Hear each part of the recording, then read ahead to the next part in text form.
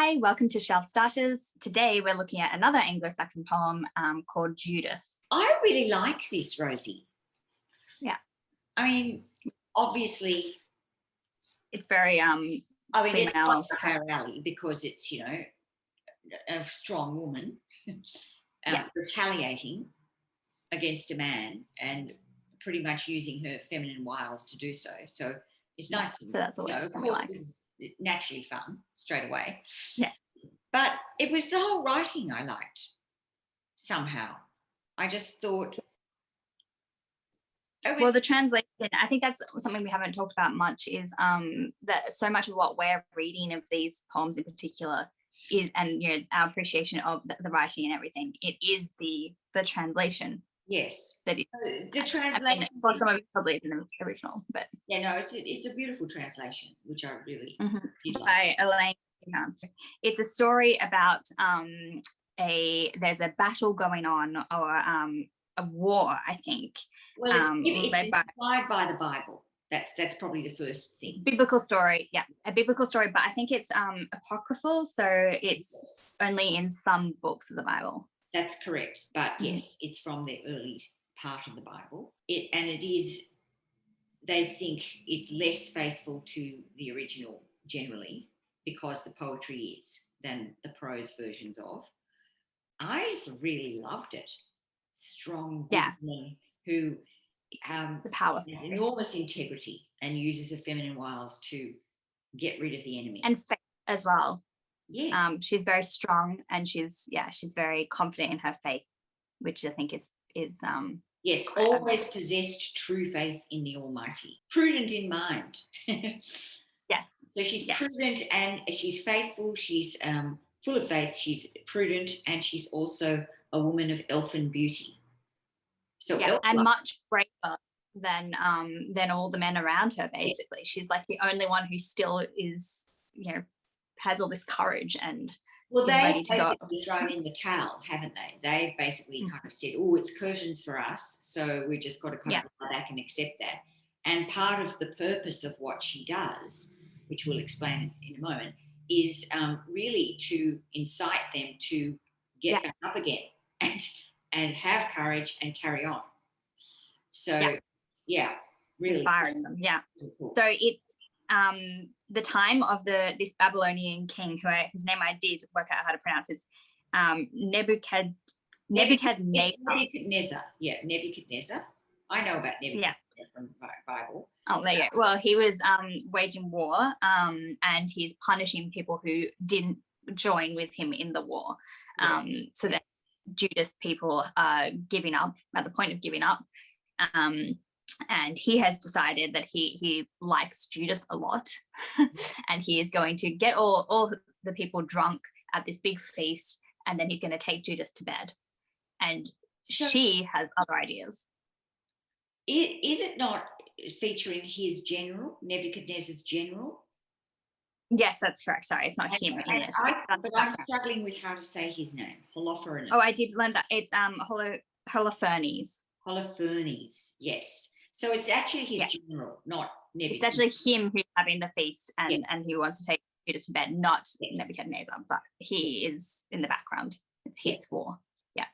So, and Judith decides she's going to play this her way. She dresses herself up in all of her best clothes and all of her jewels and things to become the most attractive possible for this man. And then the original femme fatale.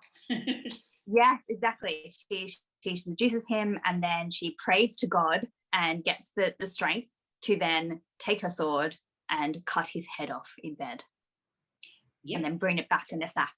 The part that's really gruesome is that when she goes to cut his head off, it's not just a nice, cut his head off with one go. Oh yeah, it wasn't clean. She had to back away. It's a bit grotesque, that part. I like it. But we preface that part with him inside his lair, in his bed, waiting for her. And there's this beautiful description of the net that surrounds the bed.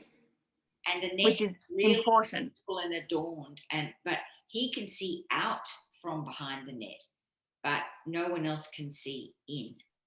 And that's and that ends up being a big problem, yes, because no one knows that he's died, and they're too worried they're so scared of him that they don't want to wake him up or interrupt his romantic time with Judith, that they just wait there behind the net and don't go in to tell him that there's this war being raged outside, and that he needs to get everyone together and fight back. So they waste precious time because they don't want to open the net and they can't see what's happening. Yes. So that's a big key moment in the whole story, in the whole poem. Yeah. So then Judith takes his head back to her people, and she has this riling speech to incite them to go do battle and not give up.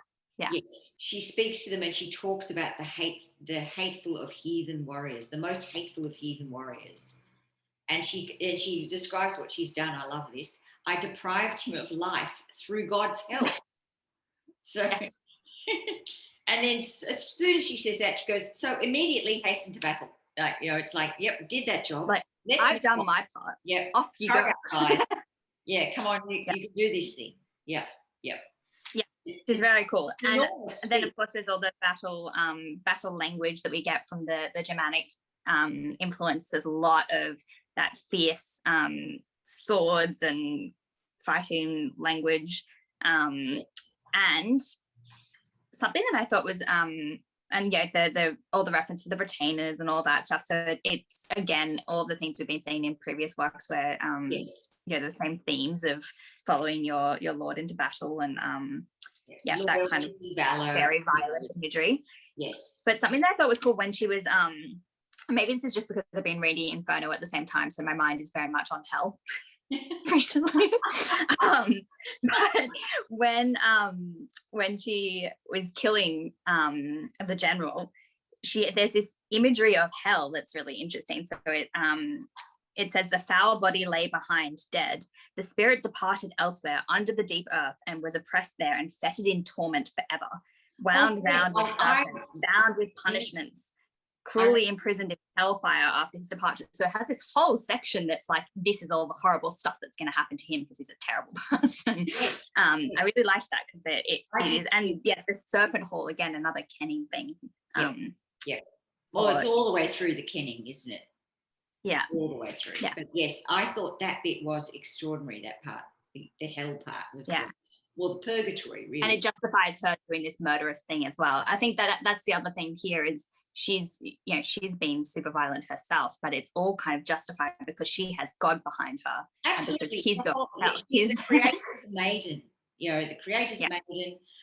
Absolutely. She's beloved, she's prudent, she's courageous, but she's and it's no, and never does it say she's done anything terrible, actually, ever. No. And then it just keeps telling us that she's prudent. Yes. And brave. So yes, then they go into battle. And it has this part, and I should have looked up what this means because we've seen this these two particular things in a few other texts where it talks about the wolf in the forest and then the raven. And I'm not sure what the symbolism is of the wolf and the raven, but they come up a lot, those particular animals. Wolf, but the raven we know as a portender of death. Yeah. Yeah, because and then maybe the wolf is just supposed to be battle. Imagery of battle. It's like the maybe if you know, please let us know in the comments down below what that actually means, because I've seen it a few times. Like here it says the lean wolf rejoiced in the forest, as did the dark raven, a bloodthirsty bird. And those particular animals just do keep coming up in battle imagery. So I'm not sure if I'm missing what that symbolizes. I'm sure somebody out there will know. But yes, then there's all the imagery of the fight itself, which goes on for quite a bit. And then the fact that the Holofernes' warriors don't get themselves sorted in time, so they lose. Yeah. And then at the end is really great because she's rewarded for everything that she's done for them. And instead of the biblical story, which I think has that she gets something. What did she get when? What did they give her? The glory helmet, doesn't she? Yeah, so but it's changed. That's the part that's changed from the original. So I think the original, she gets given maybe like it's more like feminine gifts of some kind, like jewelry or something like that. And then in this version, it's like Germanic Anglo-Saxon version, she gets all this warrior stuff. She gets the helmet, she gets the sword, and doesn't she also get the armor? Yeah. Yes. Or breastplate or something?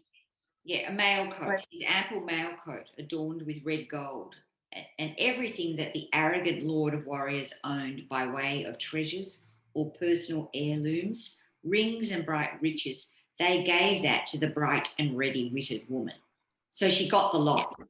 So not only did she get revenge for, she avenged her wrongdoing and his intentions against her. She brought back the moment for her people to rise up and retaliate, and she also got everything he ever owned. So she got the lot. So she did very well. Our Judith did very well, but I like that she's not given the things that would traditionally be given to a woman. She's given the warrior thing as well.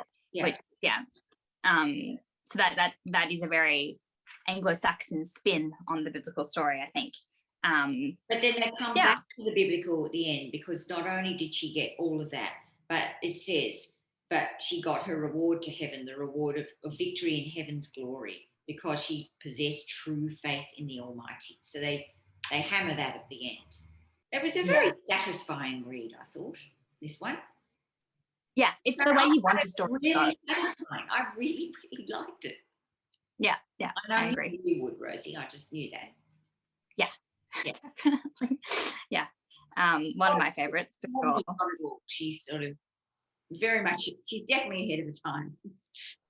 Oh yeah, it's huge. But a lot of these Anglo-Saxon things, the women are much stronger than they later are, I think, in like say Victorian England and things like that. Like absolutely. She walks all over even the superheroes, the comic Wonder Woman and all that. Yeah, but we see that quite a bit, I think, in the poetry and stuff of this time. Women are actually a little bit stronger than we're used to, which is pretty cool. They're not just long suffering, they're actually physically really strong, and they're mentally really, really alert and really superior. I mean, that's what I think is really cool. It's her wit. Yeah, definitely. She's totally superior. She thought it through, knows how to play him, and she come with a plan that's good, and she outwits him completely. Yeah, most satisfying. Let us know down below, of course, if you have any other things to add about this poem. If you've been reading along with us, we'd love to hear. And then next week, we will be doing some more Anglo-Saxon poetry. I think we'll do a few at once. So I'll link below which ones we're going to be reading next, so you can prepare with us. But yeah, thanks for watching. Bye. Thanks, guys. Bye.